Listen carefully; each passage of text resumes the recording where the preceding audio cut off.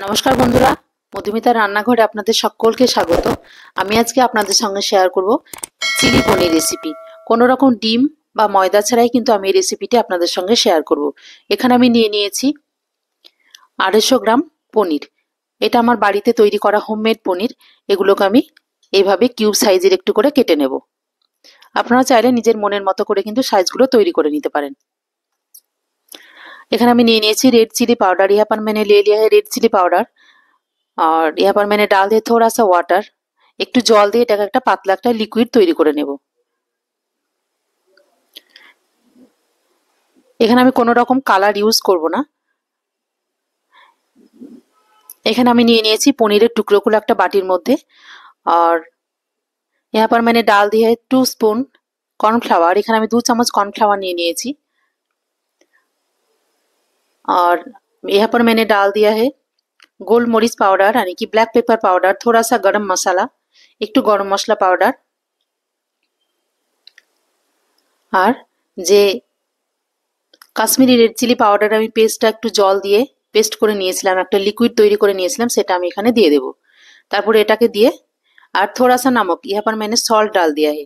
প্রয়োজন মতো আমি নুন দিয়ে দিয়েছি। তারপরে এটাকে দিয়ে ভালোভাবে একটা কোটিং তৈরি করে নেব। यहाँ पर मैंने कोई भी मैदा या फिर एग मैंने नहीं डाला है। अगर आप लोग चाहो तो यहाँ पर भी एग डाल सकते हो। আপনারা চাইলে দুটো এগ বা একটা এগ কিন্তু এখানে মেশাতে পারেন, কিন্তু আমি যেহেতু এটা ডিম ছাড়াই তৈরি করছি তাই কোনো রকম কিন্তু আমি এখানে ডিম বা ময়দা কোনো কিছুই মেশাইনি। এখানে আমি তেল গরম করে নিয়েছি, সাদা তেল। তারপরে এখানে পনিরগুলোকে একটা একটা করে দিয়ে কিন্তু খুব ভালোভাবে ডুবো তেলে ভেজে নেব।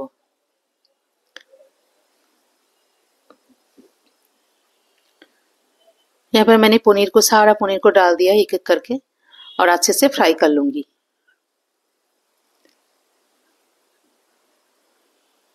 খুব ভালোভাবে লাল লাল করে এগুলো একটু ভেজে নেব। একটু উল্টে পাল্টে ভেজে নিতে হবে, তবে খুব বেশি পুড়িয়ে ফেললে কিন্তু একদমই হবে না।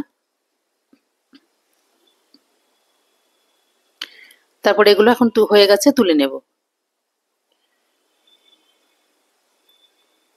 ये मैंने उठा लिया, हो गया।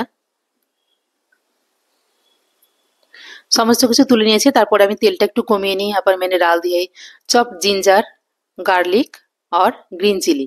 এখানে আমি আদা ছোট ছোট কুচি করে কেটে নিয়েছি এবং একটু রসুন এবং একটা কাঁচা লঙ্কা ভালোভাবে ছোট ছোট করে কেটে নিয়ে এখানে আমি ঢেলে দিয়েছি।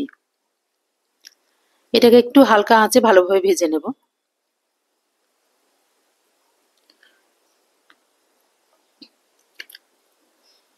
इसको मैंने अच्छे से फ्राई कर लिया हूँ और उसके बाद यहाँ पर मैंने डाला हूँ, यहाँ पर मैंने ले लिया है ক্যাপসিকাম। একটা ক্যাপসিকামকে আমি অর্ধেকটা পরিমাণে এখানে একটু কিউব আকারে কেটে নিয়েছি। পনিরটা যেভাবে আমি কেটে নিয়েছিলাম পনিরের মতো কেটে নিয়েছি। আর यहाँ पर मैंने डाल दिया 2 অনিয়ন।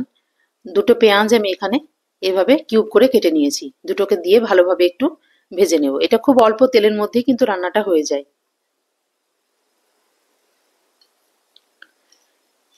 একটু সময় নিয়ে ভাজতে হবে। এখানে আমি দিয়ে দিয়েছি salt as per taste. Salt मैंने डाल दिया हूँ। আঁচটাকে একদম কম রেখে কিন্তু এটাকে একটু ভেজে নিতে হবে। এটা একটু ভাজা হয়ে গেছে। এখন আমি দিয়ে দিয়েছি 2 চামচ পরিমাণে টমেটো সস। यहाँ पर मैंने डाल दिया है tomato sauce 2 spoon, green chilli sauce 2 spoon, 2 চামচ টমেটো সস, 2 চামচ গ্রিন চিলি সস এবং 1 চামচ সয়া সস। ভালো করে দিয়ে একটু নেড়ে নিতে হবে। আর এখানে আমি সস ধোয়া জল একটা বাটিতে এখানে আমি হাফ কাপ মেনে পানি ডাল दिया है। এখানে আমি হাফ কাপ জল ঢেলে দেব। একটু সামান্য পরিমাণে একটু আমি গ্রেভি রেখে দেবো। আপনারা চাইলে কিন্তু পরিমাণের গ্রেভিটা যদি বেশি বাড়াতে চান তাহলে কিন্তু জলের পরিমাণটা আর একটু বাড়িয়ে নেবেন। এখন এটা সম্পূর্ণ পরিমাণে খুব ভালোভাবে সেদ্ধ হয়ে গেছে, সসগুলোও কিন্তু ভালোভাবে তৈরি হয়ে গেছে।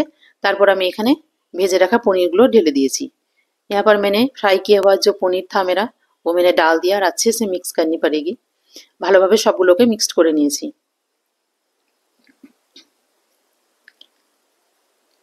এখানে আমি আরো একটু পরিমাণে প্রায় 1 কাপ মতো জল ঢেলে দিয়েছি। यहाँ पर मैंने थोड़ा सा पानी डाल दिया है ताकि ये थोड़ा सा ग्रेवी बन जाए। देखने में बहुत ही अच्छी होती है और खाने में बहुत ही टेस्टी होती है। দেখতেও যতটা সুন্দর, খেতেও কিন্তু ঠিক ততটাও সুন্দর হয়। যে কোনো তন্দুরি, রুটি, নান, পরোটার সঙ্গে কিন্তু এই রেসিপিটি খুব ভালোভাবে যায়। আপনারা অবশ্যই বাড়িতে একবার এইভাবে রেসিপিটি ট্রাই করবেন। আর এখানে আমি গ্রেভিটাকে একটু থিক বানানোর জন্য আমি এখানে দিয়ে দিয়েছি 1 চামচ পরিমাণ কর্নফ্লাওয়ার। 1 চামচ কর্নফ্লাওয়ারকে নিয়ে সামান্য একটু জল দিয়ে ভালোভাবে গুলে নিয়ে এটা আমি এখানে ঢেলে दिएছি। এখানে यहाँ पर मैंने ले लिया है 1 चम्मच कॉर्नफ्लावर। उसको थोड़ा सा पानी डालकर मैंने घोल बनाया और उसको मैंने डाल दिया ताकि ग्रेवी थोड़ा सा थिक बन जाए। রেসিপিটা একদম তৈরি হয়ে গেছে, রেডি টু সার্ভ।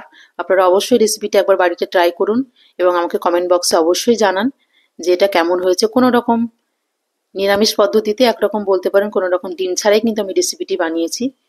তো যে কোনো তন্দুরি, নান বা পোলাও, বিরিয়ানির সঙ্গে কিন্তু এটা খুব ভালোভাবে যায়। আপনারা অবশ্যই বাড়িতে একবার ট্রাই করুন। আমার এই রেসিপিটি যদি ভালো লাগে আমার চ্যানেলটিকে সাবস্ক্রাইব করবেন, লাইক, শেয়ার এবং কমেন্ট করবেন।